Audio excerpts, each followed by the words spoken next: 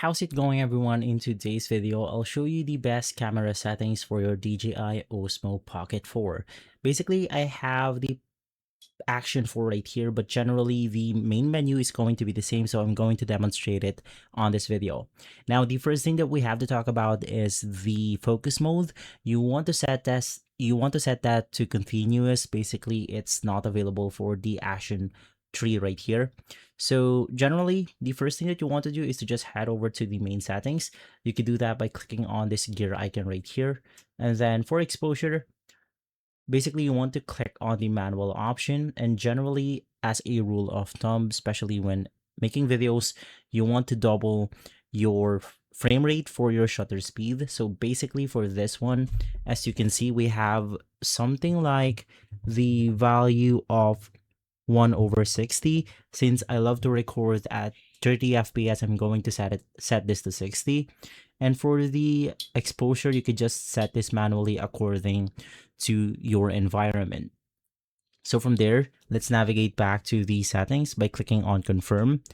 Click on WB or balance, and normally I'm setting this to the automatic balance, but in random environment, you could just click on manual and adjust this accordingly.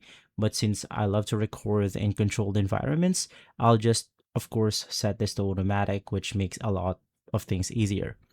Now, for quality, you generally want to shoot at 4K, which is going to be the maximum resolution rate here.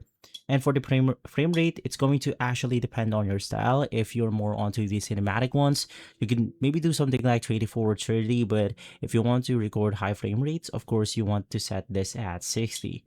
So in my case, I'm actually fine with 30. As I've mentioned earlier, I've set my shutter speed at 60. So the 30 right here is going to be the right value. Head back to the main settings once more. And then let's click on the image adjustments, click manual, and you want to set your sharpness to -1 and the noise reduction to 1 right here. And basically right after that, that's going to be the best settings for our Osmo Pocket 4. And so guys, if this video has been helpful, leave a like, subscribe, and follow us for more videos like this. Thanks for watching.